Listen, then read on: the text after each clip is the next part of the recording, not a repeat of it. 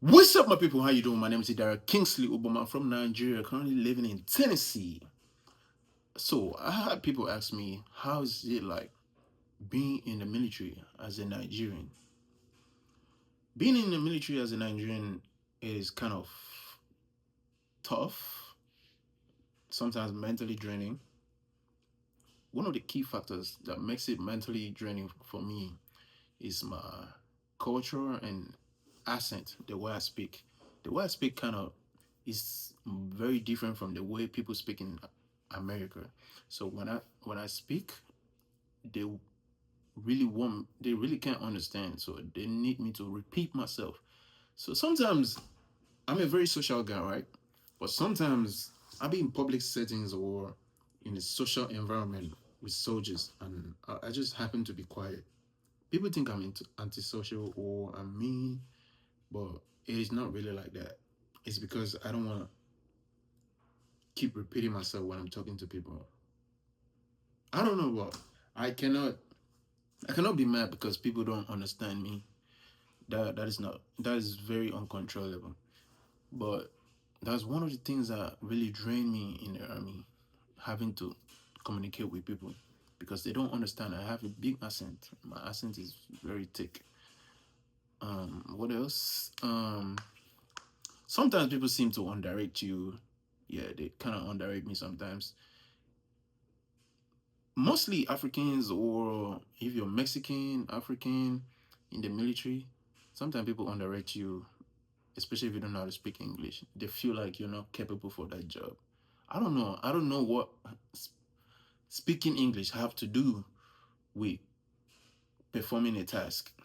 Is it doesn't as long as it's not English required, it should be good. Right? I can do something like handwork. I can do a handwork.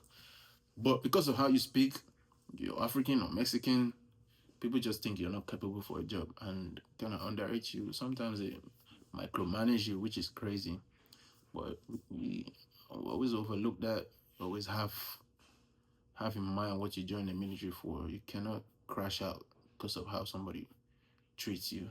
But what you can do is you can open up to them like, hey, I don't like the way you do this. I really believe I can do this.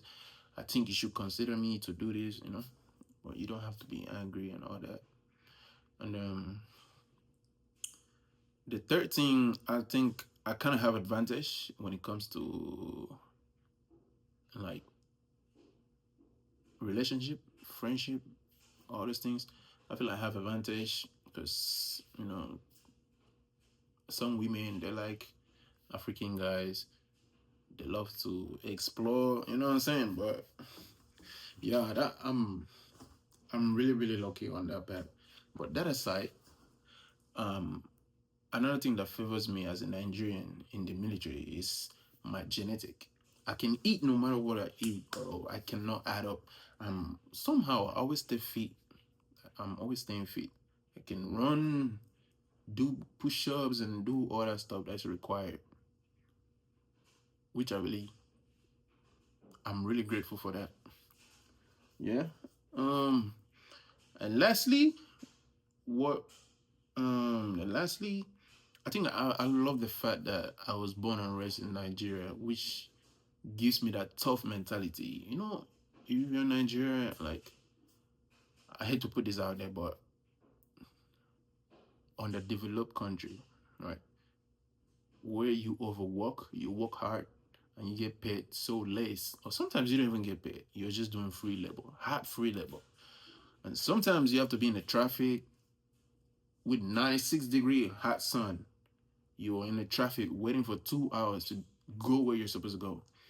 Shit is crazy, but yeah, with all those hard life I experienced in Nigeria, when I bring it to the army, I'm like, oh, I've already gone through this before. But the only difference is I work hard in Nigeria, but I wasn't getting enough pay. I was not getting better life and benefits. But in the US Army, I work hard, but I get benefits, I get a better life. So that's the difference, and that's what keeps me going. You can never catch me complain. That's it. But anyways, if you've been watching this video from the beginning to the end, I really appreciate you. Put a like and subscribe on this video. And if you have questions concerning the army, I'm always open to answer your questions. Thank you for watching. Peace out.